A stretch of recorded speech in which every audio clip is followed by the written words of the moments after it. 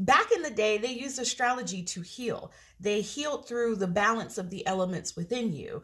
See, learning something as simple as the elements can help you discover you even more.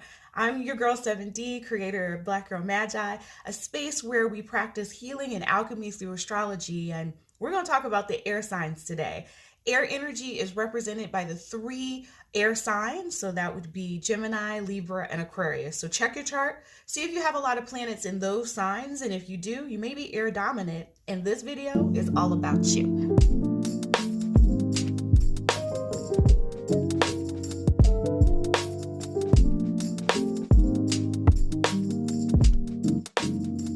In astrology, balance is the key to health. And this is how we balance ourselves on the elemental level by learning what the elements represent. And we figure out how to move and change them in order for us to feel more harmony or a better equilibrium within our lives, because that is healthy and that is astrology. The energy in your chart kind of describes like your aura or your spirit or the vibe that people kind of interact with or feel when you're around.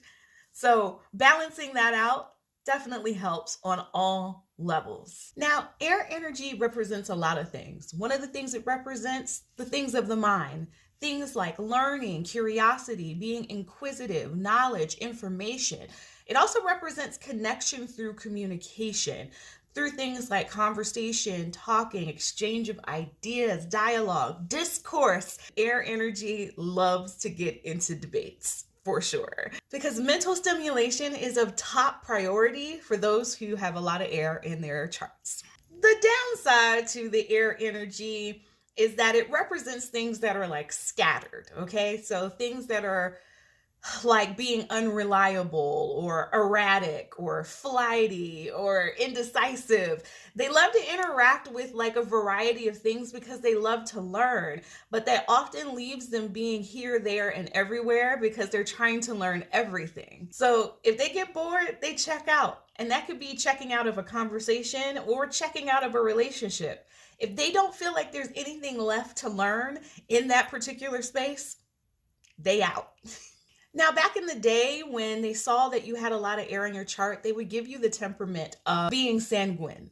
And that just pretty much means that you're like this cheery, friendly person. But there's a lot of information on that that's on Google. I normally give that to you, but you got to sign up for the Patreon for that because, you know.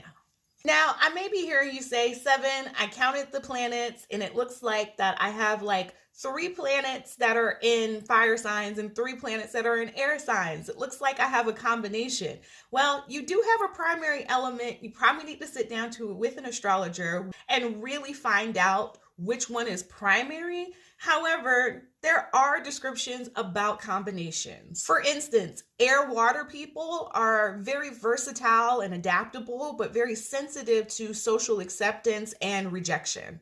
Air-fire people have all the energy in the world, let me tell you. However, they get very restless and very prone to anxiety. Now, Earth-air people are actually balanced, and they're very diplomatic and the best problem solvers that you could ever have. In my lectures, we actually get into the symptoms that may appear if you have too much air in your chart or too little in your chart. For example, if you struggle with commitment, you may have too much air in your chart that isn't balanced out. So you would want to do something that's earth-like. A simple earth-like thing would be to cook your meals at home, okay? Have them home cooked and you cook them. And you actually sit down and eat them at a table at home instead of in your car or like a granola bar in between appointments, which is something that people who have a lot of air in their charts end up doing. So cooking your meals at home can actually get you into a space of grounding and can lead you to more of a committed lifestyle rather than just being scattered all over the place. To get more information like what colors should you wear or what crystals should you wear if you have too little air in your chart, or if you need to figure out how to decrease the air in your chart, what exercises should you be doing, what foods you should be eating. These are all things that I talk about on my Patreon, Black Girl Magi. So come through, check it out, and hopefully I'll see you soon. For next time, protect your magi. Bye.